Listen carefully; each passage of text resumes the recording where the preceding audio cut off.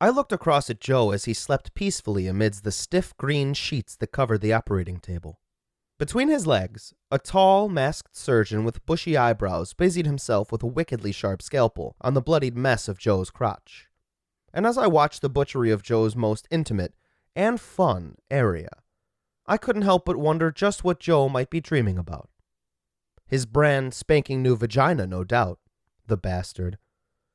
They'd kept a little of my head attached to Joe to serve him as some semblance of a clitoris. It was a sliver no bigger than a pinky toenail. As if to add further insult to my injured ego, the surgeon had even had one of the students do that part of the procedure. To be fair to the gal, though, she'd done a good job of not hacking the rest of me up like a tough piece of Denny's steak. Still, it did mean that whilst Joe was poised to enjoy all the joys of his new clit, I had a damned hole in my head and a strip of flesh missing from my flank. And that is most inconvenient, I can tell you. They dumped me with very little reverence into a silver, kidney-shaped bowl that perched on a shiny stainless steel cart that stood adjacent to the operating table. I'd been lifted away from Joe's body by an anonymous hand clad in a white latex glove, and slipped into the cold steel receptacle like a freshly landed eel. Shortly thereafter came the balls, dropped in with a wet plop, plop. Poor things. They just sat there in stunned silence, looking bewildered and more than a little lost. I have to confess that at that point my heart went out to the pair of them. Just a tad. We'd never really been that close, friendship-wise, the balls and I, which I put down to the inescapable fact that the three of us found ourselves squashed together in tight proximity in Joe's underwear most days.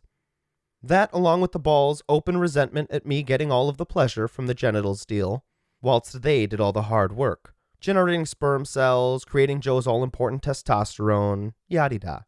I never did have much time for such pettiness myself, so I'd usually pretended to be sleeping whenever they'd tried to strike up one of their banal, complaining conversations. It was unfortunate for the balls, but you can't really hate a guy too much for the circumstance of his birth. The balls, by their very nature, were unused to, and hence unprepared for, the outside world. You see, they'd spent their lives cocooned within the protection of Joe's tough old scrotal sack, and the operating theater was to be their first, and sadly last, foray into the big bad world.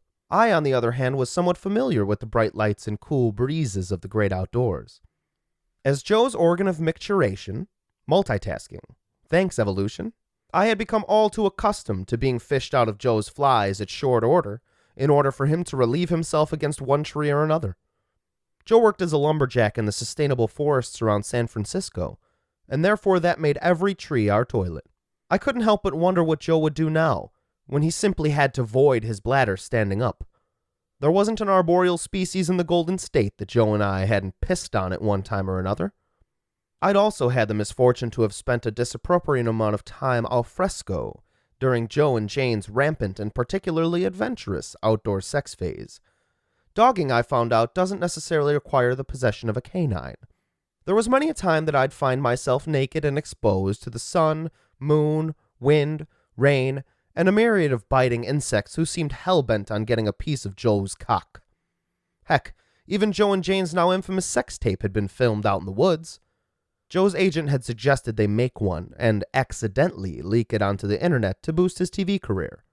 In addition to these relatively more healthy escapades, there had been the matter of Joe's unfortunate compulsions as a teenager to expose himself to middle school children on the school bus. Enough said. The pair of pink, shiny testicles peered over the rim of our shared steel tray the best they could, and I got the impression that they were kind of hoping that their scrotum would be following on. They had the despondent air of young children awaiting the return of their favorite blankies from mother's tumble dryer. Sadly, that was not to be. I'd overheard the surgeon telling the med students that most of the scrotum would be used for the fashioning of Joe's new vagina, the fall labia for the pedantic, or should I say, pedants. So what scraps remained of the balls' bag clearly wasn't coming our way anytime soon. The poor old balls were destined to end their days completely naked. I have to confess that for all the indifference I felt towards the balls, I really would have loved the opportunity to have met the prostate, even if it had been in that god-awful organ tray.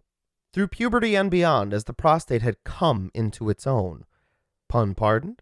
I'd had it on good authority from the vas deferens and the urethra. The prostate was one hell of a guy. A veritable laugh a minute.